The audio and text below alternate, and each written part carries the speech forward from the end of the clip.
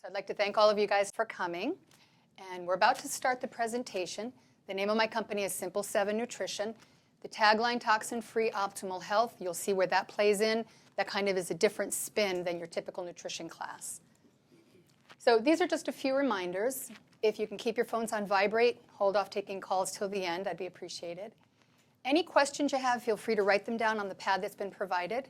We'll answer those questions at the end. Any of the questions that I don't have the answer at the top of my head, I'll research it, and I'll email all of you the answer. So we're going to start off with a personal question. This is for all of you. Feel free to raise your hand, and I'll go ahead and call on you. How important is your health? Your health. And we're talking on a scale of 1 to 10, 1 being, I could care less, 10 being, I'm very interested in my health. What would you guys put your interest, your importance of health? Pam? 10. 10. Without question. Without question. Pretty much, 10. right? 10.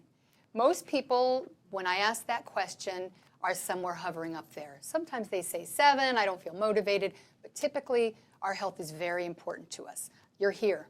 That gives you an indication of that. So I asked the question, what kind of an investment will you have to make to have good health? What do you guys think? What kind of investment will you have to make to have good health? Any ideas? Carol? You have to be mentally ready. Mentally ready. So that's sort of interest.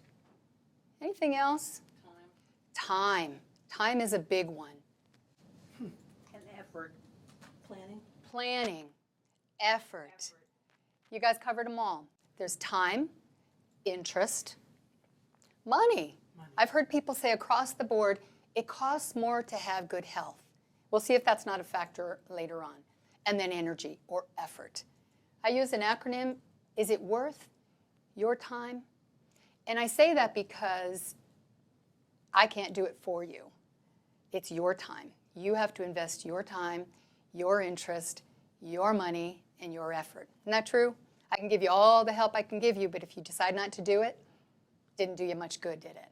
So are you willing, when it comes down to it, to invest your time? So I asked the next question, what brought you here today? What brought you to come and listen on a Saturday afternoon to this nutrition class?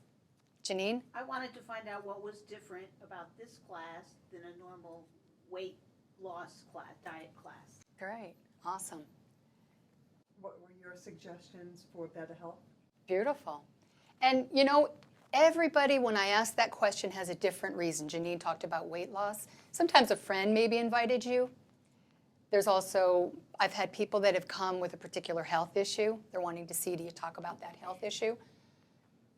Some I've actually had, they talk about the toxin-free aspect, that the tagline, toxin-free.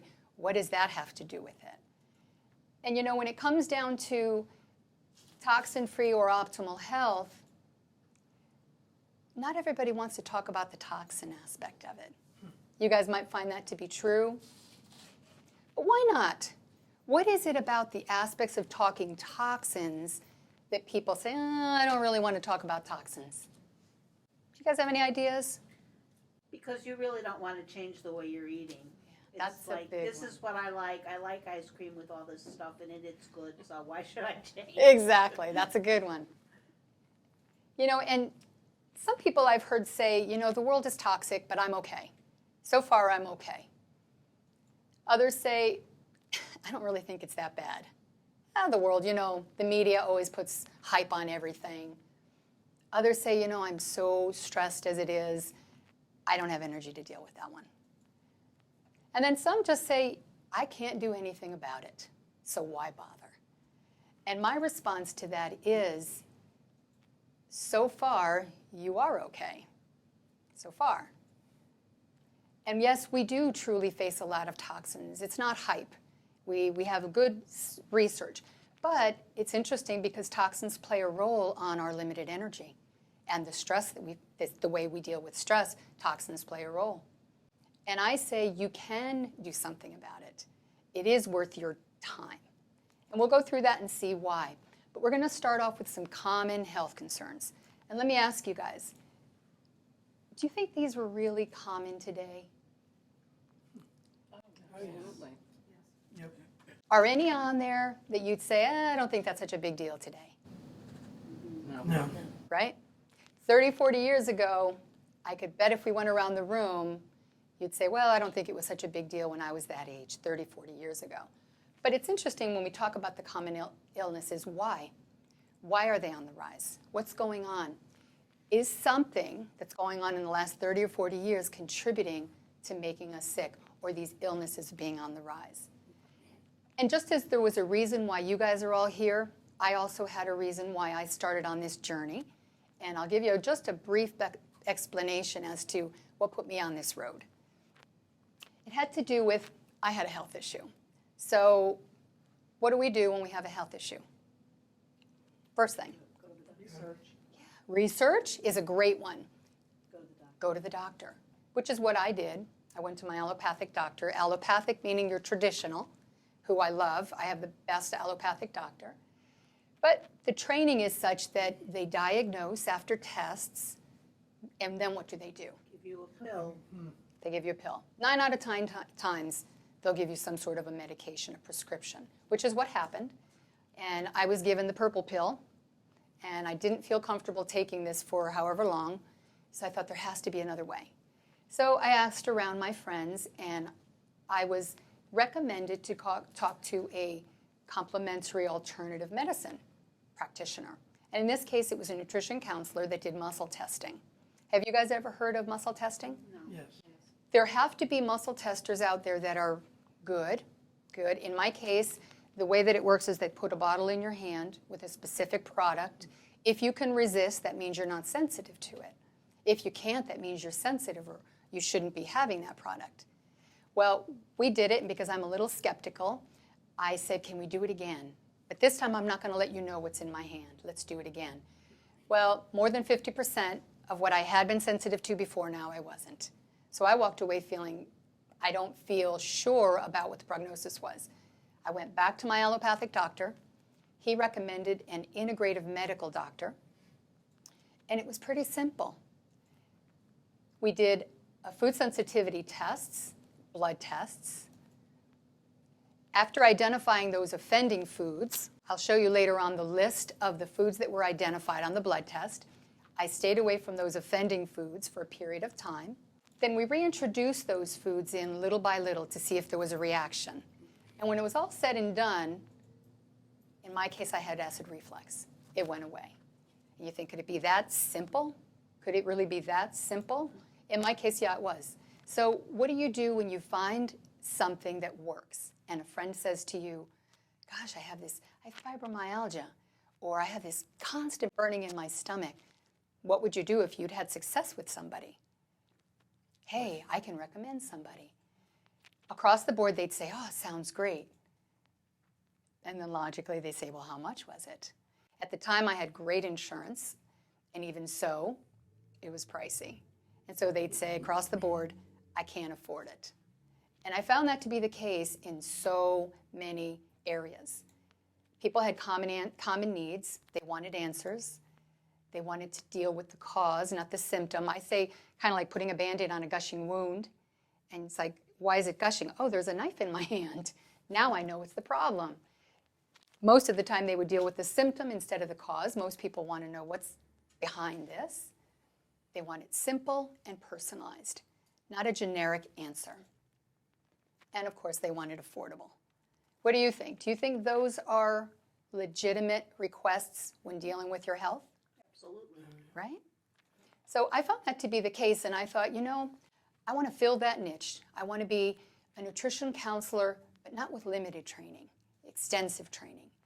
I want to be able to deal with more than symptoms. What's the cause? What's behind this? And then I want it to be affordable. So I went to school. I went to Huntington College of Health Sciences. I got a diploma in comprehensive nutrition. And we studied nutrition and nutrition and nutrition some more. And then the last class I took, Environmental Challenges and Solutions, that's what gave birth to this class and this course.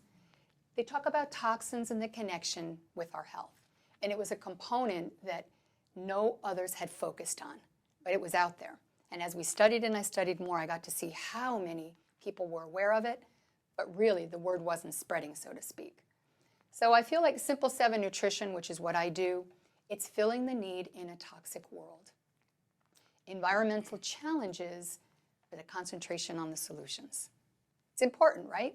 Everybody can bombard you with the problems, but we really need help with the solutions. So I ask the question again, are these common illnesses really rising? Is it our imagination? Are we really seeing an increase in these common illnesses? Definite increase. Yeah, right? And you know, we're going to highlight only 3 as examples. We don't have time to go through all of them, but it's interesting because they all are tied together. They all have a common thread, a common thread that goes through all of them. But we're going to deal with the first one, diabetes. When we were kids, how many kids did we know with diabetes? Not many. Right? Unless it was diabetes type 1, it's a kind of child.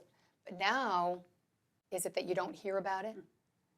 It's curious because diabetes is one of the most chronic diseases in children and adolescents. That's according to the Center for Disease Control. That's what they do, and that's what they found. How about number 2, obesity? When we were kids, how many children did we see that were obese?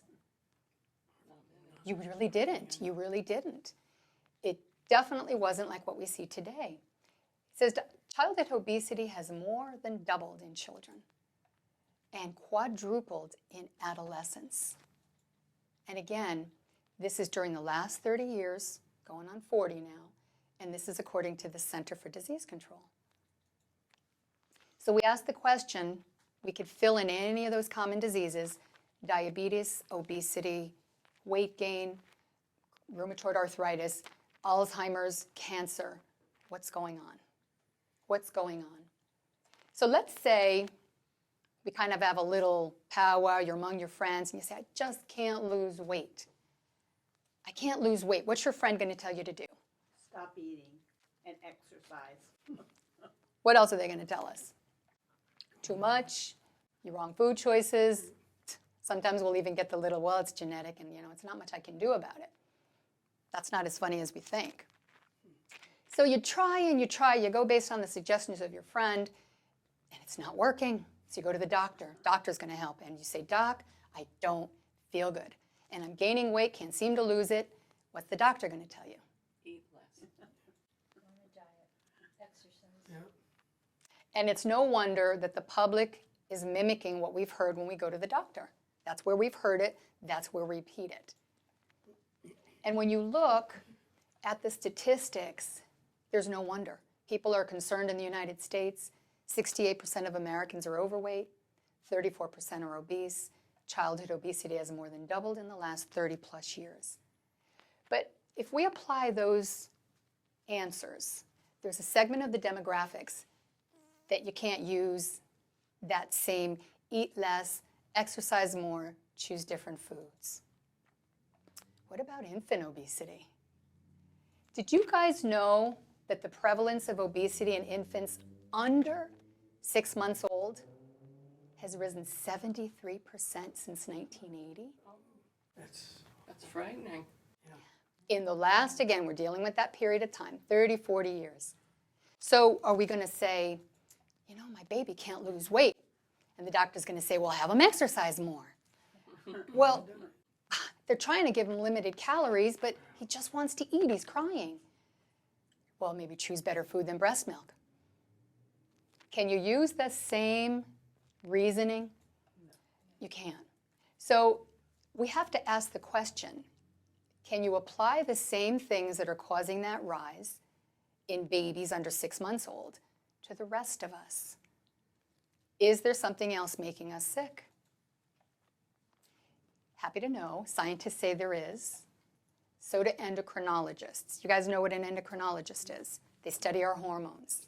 That's what they do. Common folks say yes. What do you guys say? Do you think something else could be making us sick? Sure. Yes. Yeah. So we want to try to discover what that is. We want to investigate it and ask these questions. What's going on? What have they, the medical community, the scientific community, learned? Can it help me? And is it really going to work? Good questions. I want to start off with those. So this is the presentation outline. We're going to go through these one after another. The typical approach, why it's not working. The endocrine system, starting at the beginning. Hormones, messengers to our cells. Endocrine disrupting chemicals, mimic masters, as well as obesogens. What is that? The missing link. So the typical approach, why isn't it working? Again, you went to the doctor and you said, Doc, I don't feel good. I want to lose weight. He'll say, eat healthy food. What's healthy food? What are you going to be imagining that he's imagining as healthy food? Fruit and vegetables. And among the healthy food, you got it right. Fruit and vegetables. Logical. Eat more fruit, eat more vegetables. Whole So, grains, and greens. whole grains, And whole and grains. get rid of all the processed stuff. Yep. Typical doctor might not add all those things in. You're advanced in that. Have you guys ever heard of the Dirty Dozen? Yes. Beautiful. We have a little card. I'm going to pass this out to all of you. Alyssa's going to help me out. So the doctor says to you, eat more fruit and vegetables. So you go to the store and you buy more apples and you buy more strawberries. Inadvertently, what are you taking in? Sugar? To some degree, Pesticides. Oh, this is yes, Pesticides, yeah. pesticides. have you heard of the Environmental Working Group? Yes. Yeah? Okay. They're the ones that put together this little list that you have in front of you. This is from 2 years ago. The new list has one new thing added and one thing taken off of that, and in the order it's changed a little. Some have moved up the scale. But the EWG, they calculated that the USDA test, so these are tests that are run by the government, they found on our fruit and vegetable samples a total of 165 different pesticides that were persistent even when they were washed and in some cases peeled. So the doctor says to you, eat more fruit and eat more vegetable. Could they possibly be contributing to our health woes? Oh, yeah. We're eating lots of apples now and lots of strawberries now and lots of spinach and collards and celery and taking in all kinds of pesticides. The typical approach isn't necessarily working. Organophosphates, that's the pesticide we're talking about, it's a bad guy. It's a neurotoxin, endocrine disruptor, even has been connected with things like childhood leukemia, brain tumors. So it's a bad guy. We really don't want to be taking that in, do we? No. So what's the solution? You guys have it in your hands. You mentioned it to us. Organics. Why organics? What do you guys know about organics that would make them a worthwhile alternative? No pesticides? Exactly. They have minimal pesticides. The government says that the farmer cannot have deliberately used pesticides, herbicides, insecticides on his field in the last 3 years. And at that point forward, they can start certifying it as organic. So pretty much they do have amounts, but you're not going to have the high quantities that you're getting in your conventional. But then people say they're expensive. I agree, they're more expensive. But if you reverse that card that you all have, the opposite side, it's called the Clean 15. So there are options. There are options. And if you have questions about that at the end, I can tell you where to get decent priced organics all over the place. As you've probably seen, even Costco now carries them. So these are the Clean 15. Do you guys like pineapple? Yeah. Okay. Cantaloupe. And they're not 100% pesticide free, but they have very minimal to where they say, feel good with a clean conscience. If you can afford to do all organic, go for it. But a lot of people say we can't really feel comfortable eating it off the Clean 15. We want to make it simple. but we want to start making steps. These are all things that will work towards increasing and bettering your health.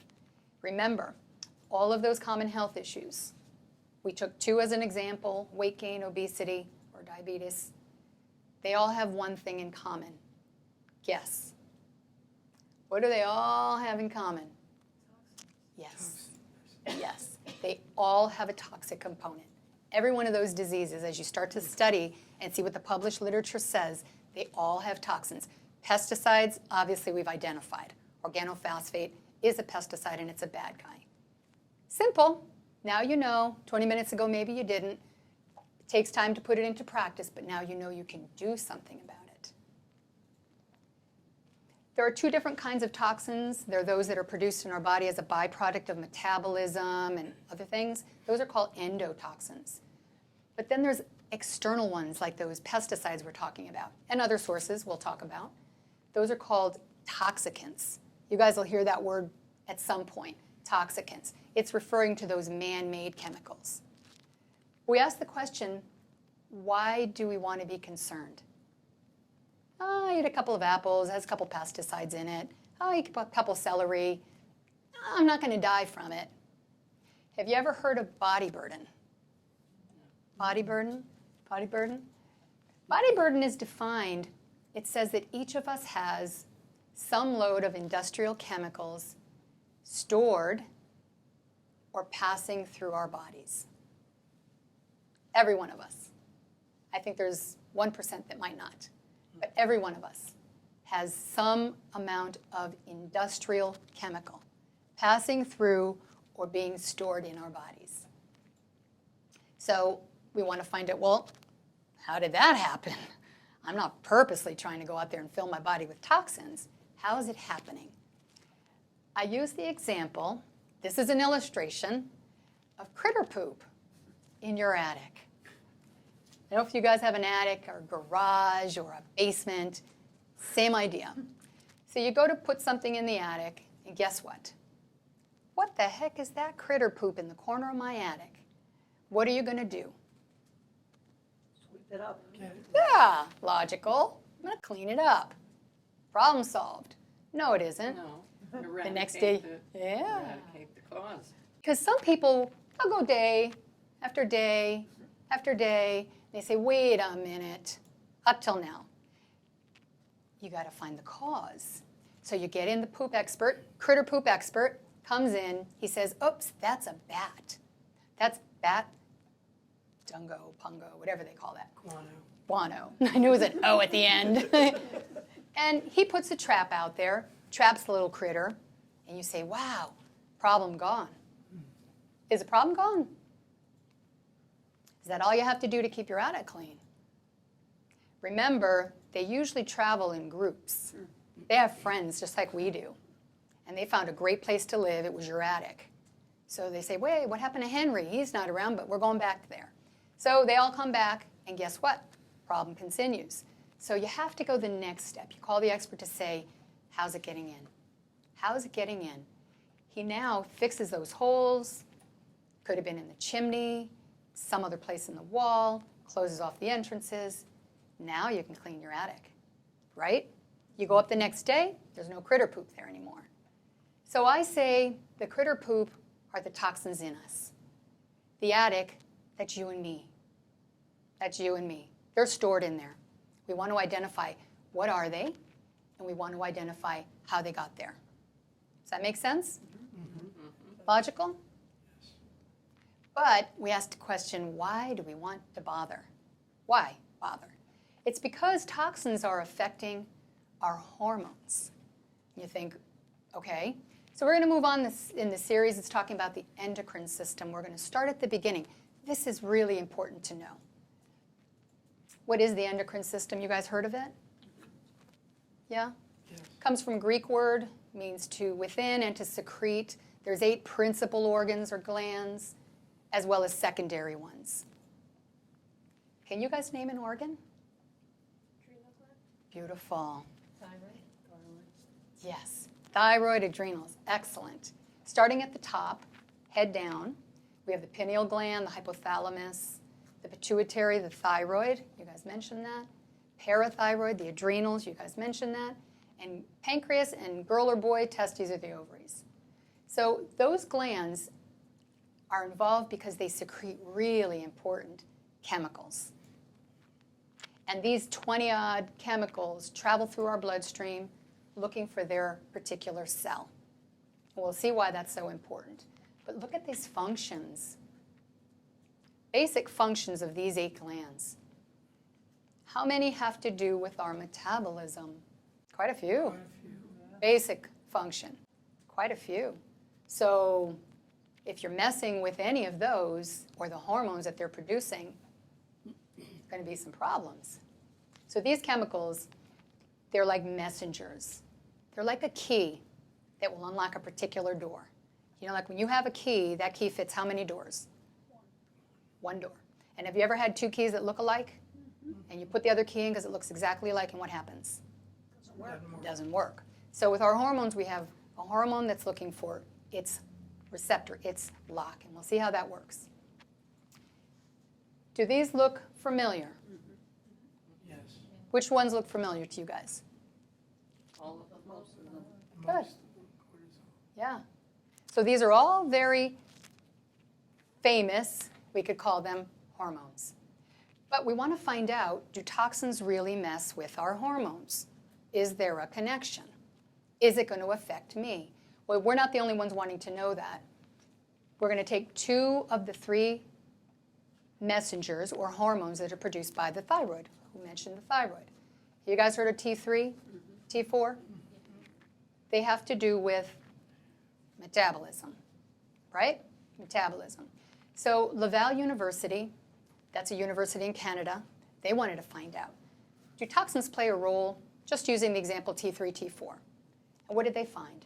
They found that when there was an increased circulation of toxins in our blood, like for example during a detox that people go on, and they're not really prepping their body for it, but whammo, you have this huge increase of toxins in your blood, the circulation of T3 decreased. So, logically, our metabolic rate would be affected and it dropped.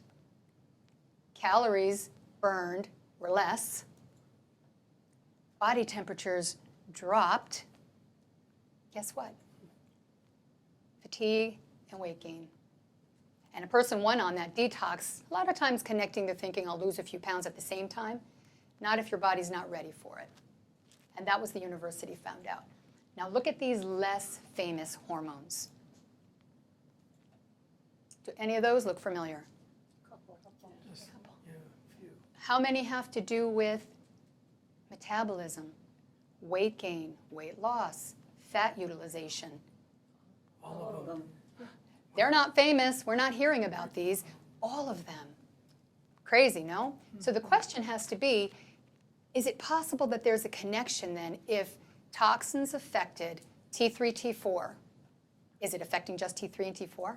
What about the other 20-some-odd hormones? Hormones are important. They influence almost every cell, organ, or function in our bodies, from growth, development, metabolism, reproduction, our moods, and the way our bodies use food. It's really kind of important to get to the basics, isn't it? We want to find out what's the effect. Since T3 was affected by toxins, what effect are toxins having on the rest of our hormones? Good question? Important question? Yeah.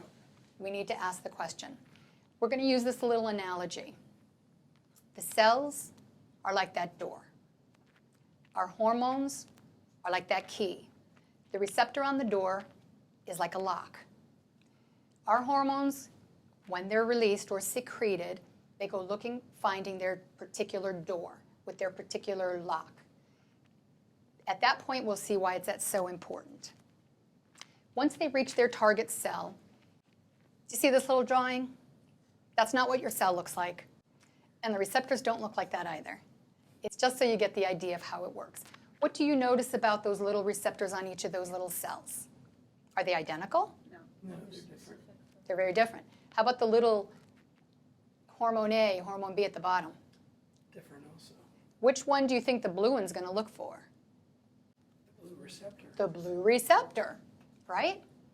because once it does, it's sort of like the key in the door. You click, the door opens. Logical? That's exactly how the hormones work. They're looking for the cell that has those receptors. They move in, click, it works. It does what it's supposed to do. But guess what? We have an enemy. We have a whole bunch of enemies. They're called endocrine disrupting chemicals. It's interesting, they're called mimic masters. Mimic isn't always a good thing, is it?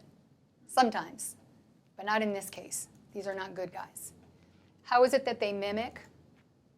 They're kind of like a similar shape, but the wrong color. It's like that key that you put in the door, and you turn it, and you turn it, and you turn it. It's got to be the key. I'm tired and it's late, and it's got to be the key. And click, oh, the key broke. Now you're going to get a key in that door? No. You won't. You're darn now you're going to have to pay for a locksmith. So that's how these endocrine disrupting chemicals work. They get in there and they mess with our hormones. According to the EPA, Environmental Protection Agency, this is how they define it. Chemicals that disrupt the production, the release, the transport, metabolism, binding, action, and or elimination of our natural hormones. So are endocrine disrupting chemicals good guys or bad guys? Bad. They're bad guys. So we kind of have to be a good idea to know what they are, Yes. right? We want to know what they are. Can I do something about it? But before we do that, I'd like to just ask you guys this question. When we're facing toxins or when we come in contact, how are we coming in contact? What are the sources of common toxins today? The air. Air, food. Water, body, chemicals on your body. Yeah, you guys got them all. Food or water, interior air, skincare products, cleaning products. Your mother. No way. Yes way. Remember we talked about the body burden, the load we carry already? Mom didn't do it on purpose. She wasn't trying to sabotage our health. Mom had it happen to her too. But when you watch this video, it's the Environmental Working Group, 10 Americans. You'll have a chance to see what role did Mom inadvertently play. But we are going to deal with two very common toxins, chemicals, and the health implication. It's all right? We're going to talk about BPA. You guys heard of it? Bisphenol A. Bisphenol A. Remember, it's an endocrine disruptor. What does that mean? Messes with your hormones. That's all you got to remember. It's an endocrine disruptor. It messes with your hormones. It's a carbon-based synthetic compound. Look how long ago it came into being. But it wasn't until 1930 that scientists discovered BPA acted as an artificial estrogen. Way back then. In the 50s, they started adding it to products, plastic products. And if you have a plastic and the recycle number is a 3 or a 7, it's got BPA. It has BPA. Why do we want to be concerned about it? Remember, it's an endocrine disruptor. It messes with our hormones. It mimics estrogen and other hormones. Scientists at Brigham's and Women's Hospital, they say BPA exposure can affect egg maturation in humans.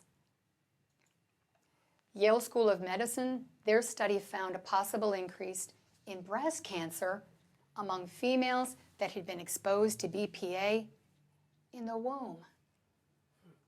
In the womb. So what are some of those everyday exposures? Where are we every day being exposed without knowing to BPA? A lot of our water bottles. A lot of our water bottles. How about can linings? Baby bottles. Holy cow, our babies. Cash register receipts. Coffee cup lids.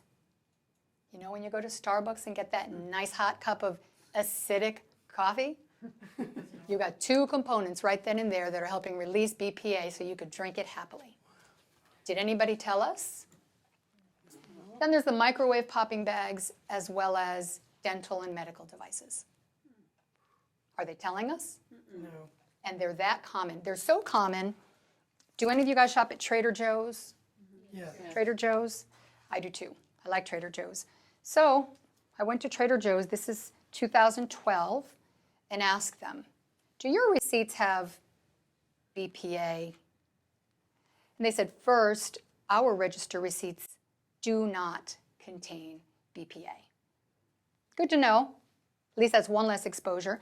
Then they go on to talk about, they say our tomato sauces are all in BPA-free cans. Then at this point, they still had some products that did have cans, but they were getting out of those within the next year. That was 2012. We could go back and ask them again. Said some of our suppliers are expecting they will be able to make the BPA-free transition by next year.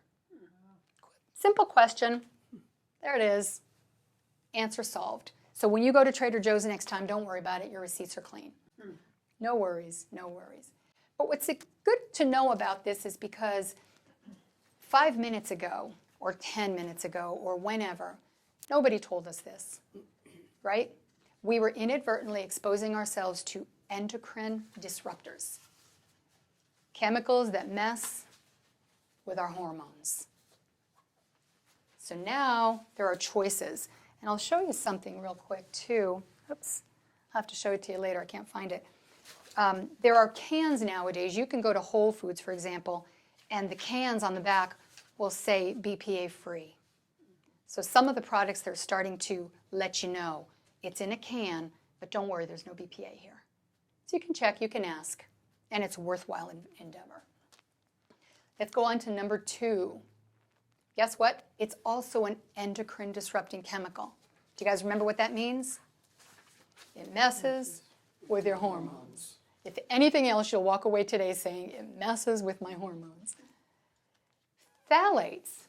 Have you ever heard of phthalates? pH is silent. They're used as plasticizers since the 30s. They're mainly added to plastics to increase flexibility, durability, transparency, and longevity. I think it's a good thing, or maybe not. What is the health connection?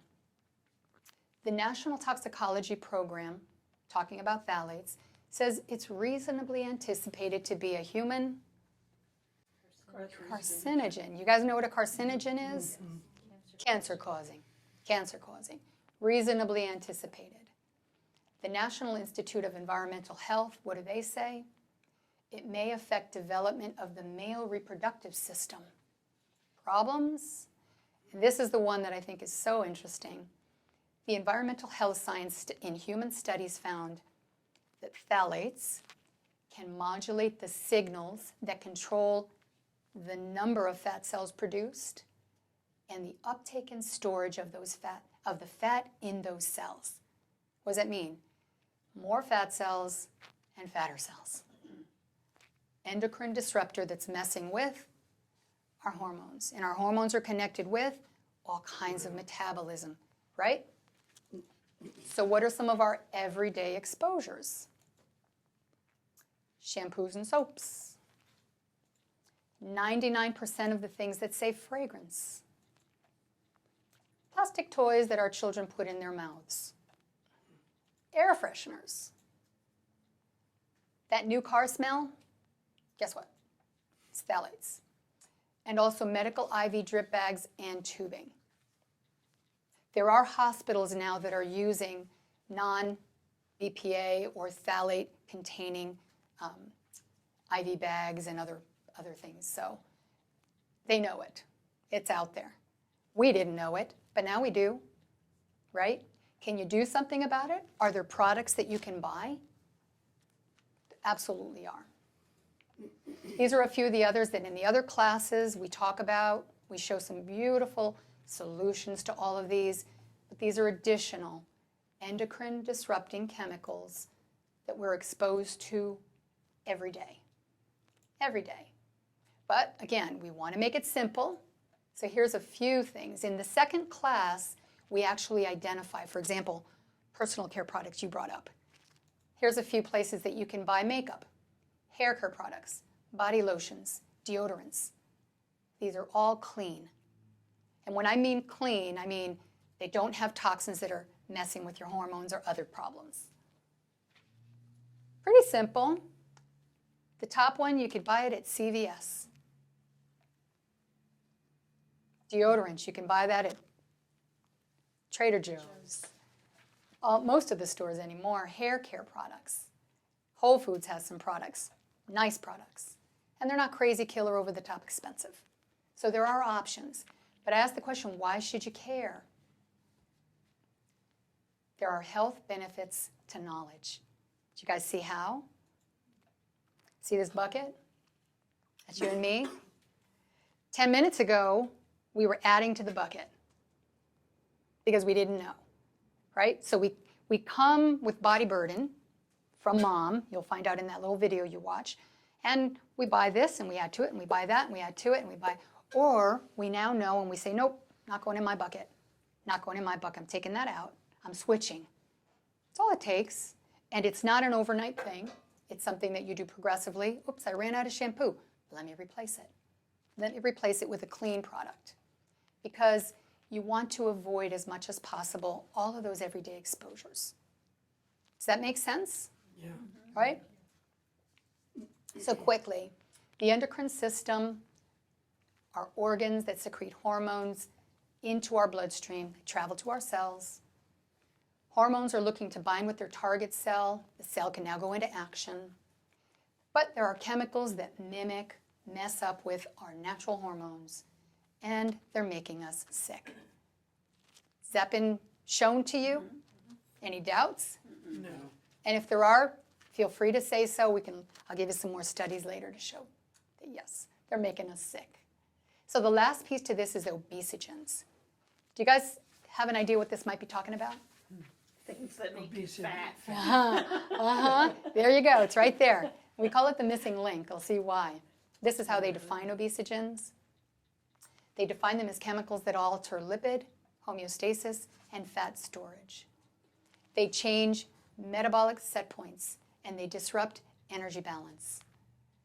They can modify the regulation of our appetite and satiety to promote fat accumulation and obesity. That's a definition that's out there. I didn't make it up. It's known. This is well known. And remember that little baby that's 6 months old? Yeah. What's making it fat? Obese, we're not even saying fat. It's obese. Under 6 months old, 73% increase since the 1980s. So what do scientists say about obesogens?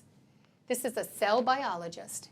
He says that there are chemicals that promote obesity. And then this scientist, if you look, he's talking specifically about BPA. Do you remember what BPA was?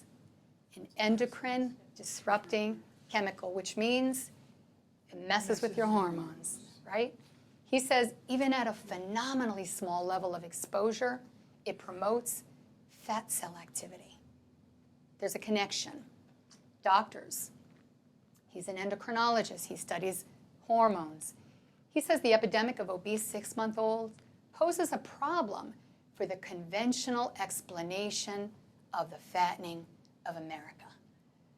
We're fat because we're not exercising. We're fat because we're eating the wrong foods. We're fat because we're eating too much.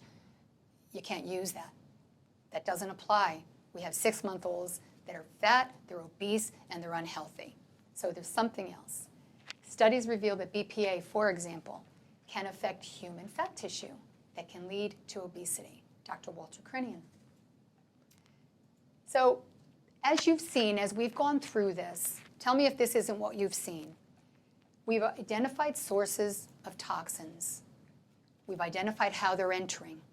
It could be our receipts. It could be the can linings. It could be the fruit we're selecting or the vegetables we're selecting. We're identifying how we can close them up, aren't we? I can use a different hairspray. I can use a different shampoo. I can use a different vegetable that's organic in this situation. So we're closing up those entrances, but what can we do about it? What is something that we can do about it? Where do we go from here? Simple 7, we're making it easy. In the program, this is the first of 10 seminars or classes. It's the introductory seminar or class. But the approach is the same in every single class. We identify the major sources of toxins, then we eliminate the current exposure, or you guys do, I show you how. Then we show how to prevent those toxins from entering, all along providing solutions or options. So it's not just saying, oh, it's a bad guy, it's filling my bucket. We're showing what can you use in place of that hairspray that you've used for 20 years that you love. And then you find out, oops, it's not clean. What are the solutions? What are the options? Why do I call it simple? Each of the letters deals with one of the classes, and it goes all the way down the line. So the S today, you'll agree, starting out, we show that there is a connection between toxins, for example, and weight gain, toxins and having optimal health. But we also showed that there's scientific solutions. There's something you can do with the idea of your goal, my goal, optimal health. What is my optimal health? The second seminar is information gathering. That's when we examine household furnishings, cleaning and personal care products like you had mentioned, indoor water. Again, looking for solutions, getting us on the road to optimal health. Meal planning is actually 4 classes. We talk about the toxins in food, but we talk about super vital important component. What foods can we eat that help us to draw some of those stored toxins out of our bodies? What foods can we already identified organophosphates, switch those up with organic, but what about the ones that are already in our body? What foods can we eat that will help us to get rid of those? We're looking for solutions on the road to optimal health. Physical exercise is a little different. We show you what that is, how much you really need, and for how long each episode. But we talk about the connection between the importance of exercise and our lymph system and its role in detoxing. We're looking again for solutions, getting us towards optimal health. Lifestyle changes deals with things like water as a toxin source or as a detoxin source. The role of stress, the role that plays in toxins. The importance of me time, the importance of social time, family time. The importance of sleep and how we're not getting enough of it. But again, we're dealing with solutions that will get us closer to our optimal health. Environmental challenges and solutions, that's when we talk about how are we being exposed with our interior air. But then how to keep it clean. We do a small in-home toxin audit. We show you how to do it in your own home. We talk about miscellaneous exposures to toxins and how to avoid those. Solutions. We want solutions, working towards optimal health. But why the 7? This is a component that you're not going to find in a lot of classes or consultations. We deal with 7 organs and body systems that are critical to being in optimal condition for the toxins to detox. We talk about how toxins mess with those organs, but also once those organs are in optimal health, how they help to get rid of. They're programmed, they were designed to do that. We want to get them in optimal health, and we talk about that. By the time you're done with the total of 10 classes, today is 1, those are all of the toxins that we'll identify. Now remember, where are those toxins landing? In our bucket. In me, in you, they're in here. But as each class goes on, we identify the toxin, where it's entering, but guess what? We also identify ways to get those toxins out of our bucket.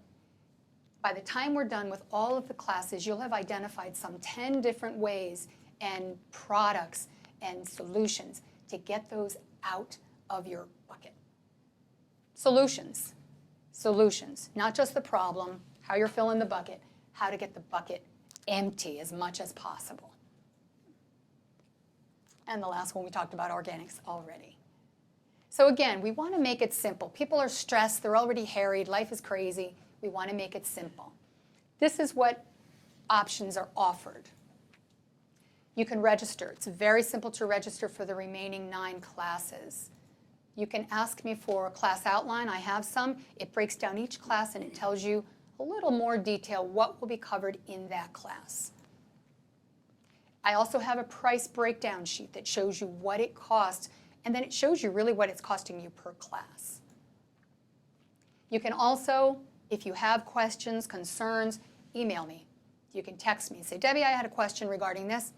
Do it. I'd love to hear from you. There's also additional, I also do one-on-one counseling for people that say, I don't have time to invest in a class, but every couple of weeks or every week I'd like to meet and have a private consultation. At that point, it's also a little different than your typical conventional nutrition counseling. We go through a very detailed health history. Some of the questions people are like, really? Let me show you why that's important. I have a functional medicine approach that was part of my training. It's systematic. So we systematically review and analyze a food diary. But we're looking for things such as dietary, environmental, and lifestyle contributing factors. Most nutritional counselors deal with what? Food. But what about the environmental factors? You guys have already seen that's huge. It's huge. Our exposure, our everyday exposure, is filling the bucket. It's contributing towards obesity, diabetes, stress, anxiety, depression, cancer, rheumatoid arthritis, and all those common ailments that we talked about. But additionally, we go through a food diary analysis. It's also shown the importance of the role of food sensitivities versus food allergies. Big difference. We can do blood and urine toxin analysis. If you really want to get to the nitty-gritty and see how many are really floating inside of me, you can also do urine and toxin analysis, blood and urine toxin analysis. We systematically review possible exposures you've had personally. And then we also talk about the basics of a toxin review, what we can do, what kind of a detox you can actually do. The whole purpose of the program, whether it's the individual counseling or the groups, is to make it simple. We're faced and bombarded every day with, if you could add stress to the top of this, it's so loaded. Just stress, just stress. Never mind the other things that are contributing to that. It has to be made simple. So I'm going to thank you guys for coming, but the takeaway is this. This is the takeaway. Whatever your current health status, my current health status, we did not get there overnight. Agreed? Mm-hmm. So to achieve optimal health, you don't want to make it overwhelming, all-consuming. Oh my gosh, oh my gosh. It has to be done slowly, one little step at a time. Does that make sense? Yeah. Also, you don't have to go it alone. The group sessions are amazing. To watch the way that the little groups work together, or the private sessions, you get a lot of support from me individually. So when you're ready to tackle that challenge of achieving optimal health, we're here to assist you every step of the way. And I really thank you so much for coming. And at this point, these are some contact information you guys might want to. It's my email. My card is there, which also has that. My email, my Facebook page. And then the EWG is a beautiful resource. So any questions you might have, go ahead and write those to me. And again, I'd like to thank you very much for coming. Thank you. Thank you.